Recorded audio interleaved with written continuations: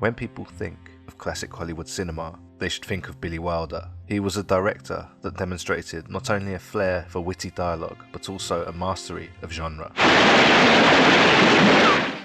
Be it film noir, drama, comedy, or a war picture, at the height of his powers, each movie was not only an instant classic, but also a hit with audiences. Wilder's body of work spanned over 5 decades, and movies such as Double Indemnity, Stalag 17, Ace in the Hole, Witness for the Prosecution, Some Like It Hot, and The Apartment became not only the definitive works of their respective genres, but would also provide the gold standard, or template, for future filmmakers working in mainstream Hollywood. Exactly what kind of material do you recommend? James Joyce? Dostoevsky? I just think that picture should say a little something. Oh, one of the message kids. Just a story won't do. You'd have turned down Gone with the Wind. No, that was me. I said, who wants to see a Civil War picture? It would seem that Wilder's keen insight extended beyond the complex human relationships he explored in his work to the politics and power play of the Hollywood studio system, and this would be perfectly demonstrated in his classic film from 1950, Sunset Blvd. I'd always heard that you had some talent. That was last year. This year I'm trying to earn a living. So you take plot 27A, make it glossy, make it slick. Those are dirty words. Sunset Blvd tells the story of struggling screenwriter Joe Gillis, played by William Holden. With none of his scripts getting the green light, Gillis is pursued by debt collectors and takes a fateful turn into a driveway of what he thinks is an abandoned mansion, only to discover it's the home of former screen siren Norma Desmond, played by the incredible Gloria Swanson. Just a scene I threw out. Which scene?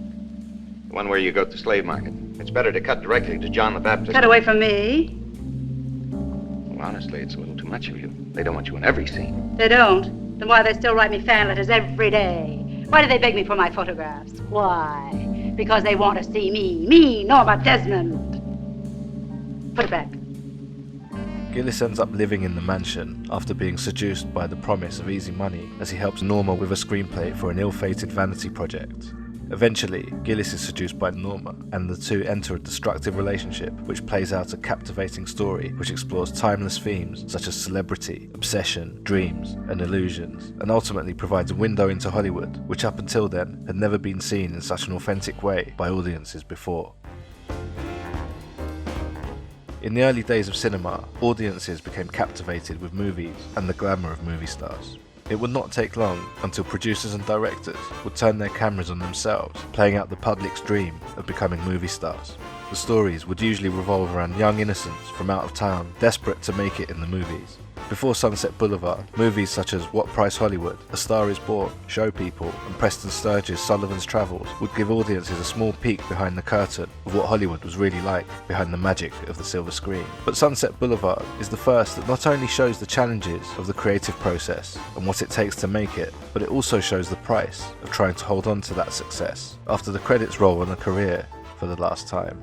I didn't know you were planning a comeback. I hate that word. It's a return. A return to the millions of people who've never forgiven me for deserting the screen.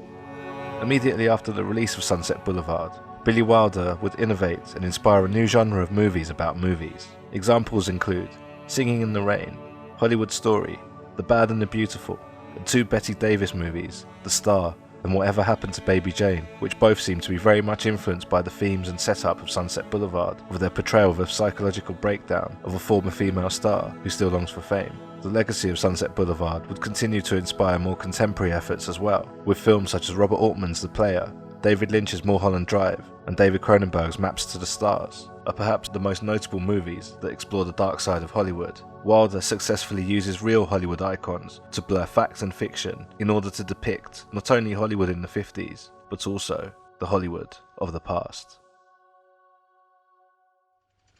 Still wonderful, isn't it? And no dialogue. We didn't need dialogue. We had faces. There just aren't any faces like that anymore. When Billy Wilder reflected on the success of Sunset Blvd, he said it was all luck. luck that many things had fallen into place to create the right world for the film. Paramount Studios agreed to be featured in the movie without a name change. Cecil B. DeMille agreed to play himself and also allowed Wilder to film on the actual set of his film instead of creating a fake movie, and acclaimed silent movie actor and director Erich von Stroheim agreed to play Max, Norma's loyal butler, who's revealed to be the director who discovered her as well as her ex-husband. However, the key element that fell into place was Gloria Swanson.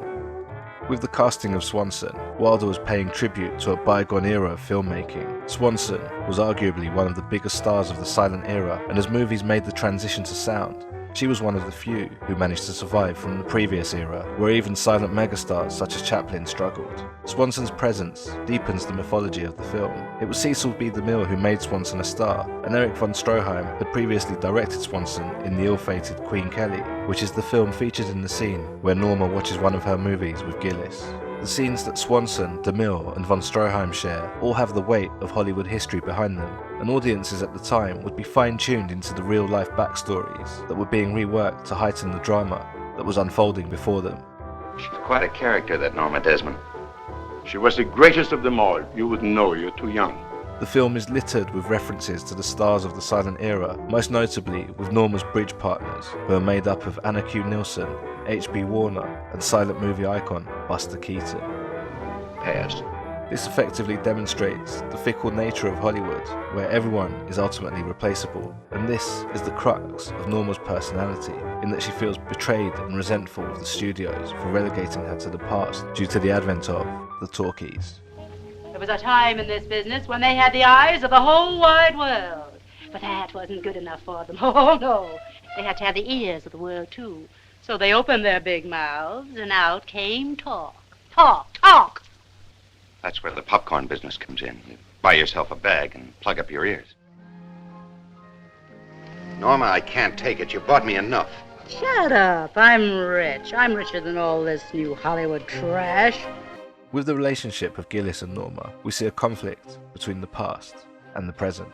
Norma represents the silent era, and Gillis, as a screenwriter, represents the modern sound era, much like Billy Wilder. Wilder started his career as a screenwriter under Ernst Lubitsch, and this is very evident throughout a lot of his work. His dialogue is tight, witty, and has musicality. But you don't understand, Osgood. I'm a man. Well, nobody's perfect. And in many cases, his films used a lot of voiceover narration to not only push the story forward, but to also give the audience an insight into the inner thoughts of his characters, flying in the face of wisdom from screenwriting books, which usually dismiss voiceover as a lazy crutch, but it seems to have worked out fine for Wilder.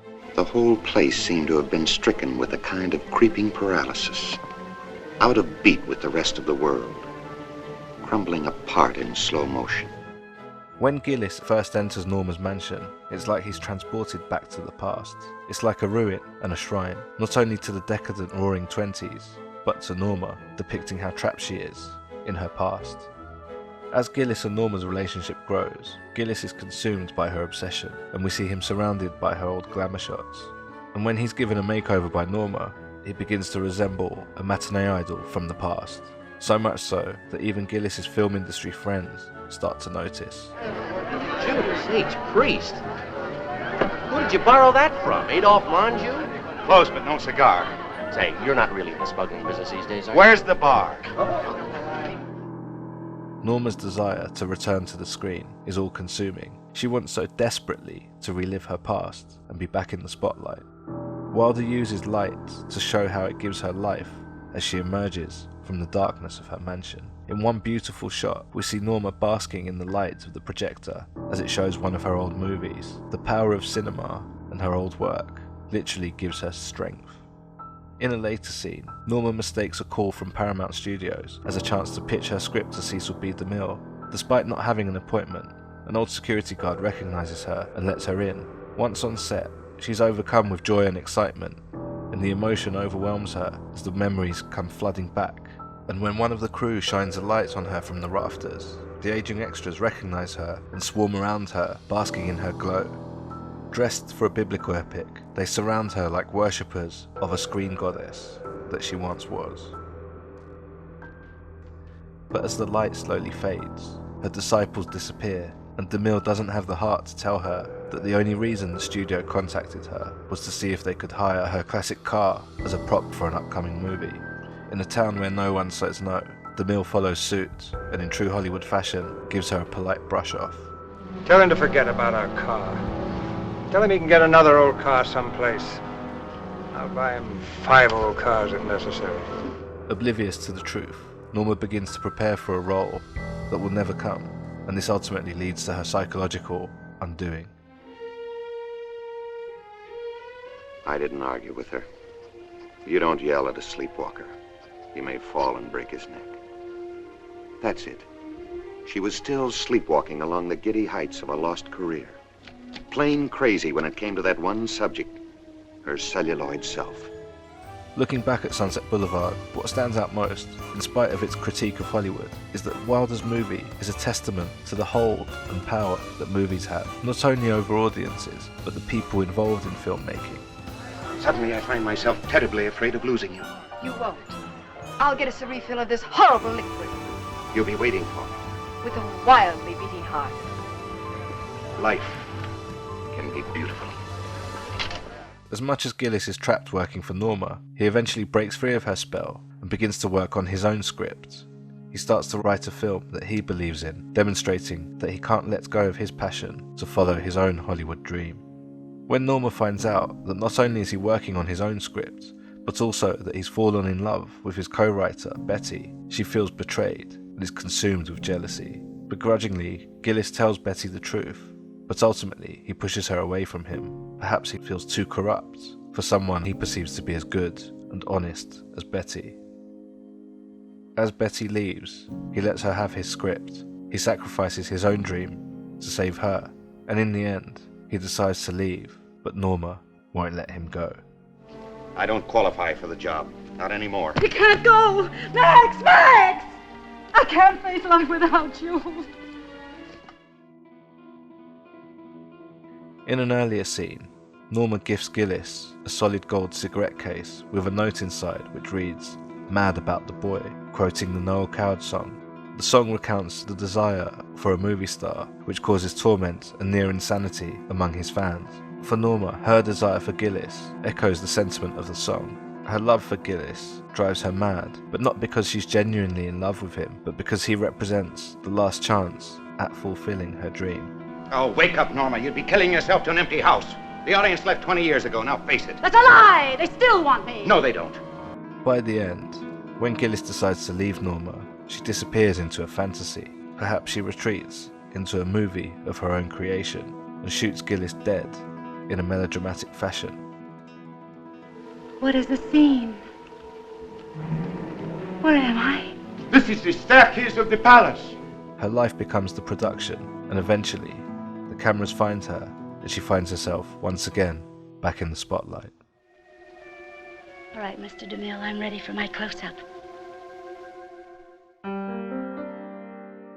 Used to be in silent pictures. Used to be big. I am big.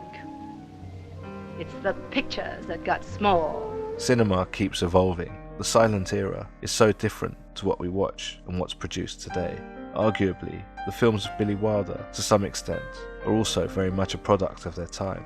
Though there are many lessons we can take from his unique style of filmmaking, the worry is that modern audiences might not be able to get past the conventions and acting styles of the time. But in many ways, that's the point. In the later half of his career, Wilder enjoyed less success and was accused of being out of touch with modern times, ironically echoing the theme of Sunset Boulevard, about staying relevant. But at this moment in time, film as we know it might also be under threat. Where the pictures were getting smaller in Sunset Boulevard, according to Norma Desmond, our screens are getting smaller, and with it, our attention spans. So much so that the films we cherish now could just as easily fade into obscurity, just like Norma Desmond. So that's my take on Sunset Boulevard. Thanks for watching. See you next time.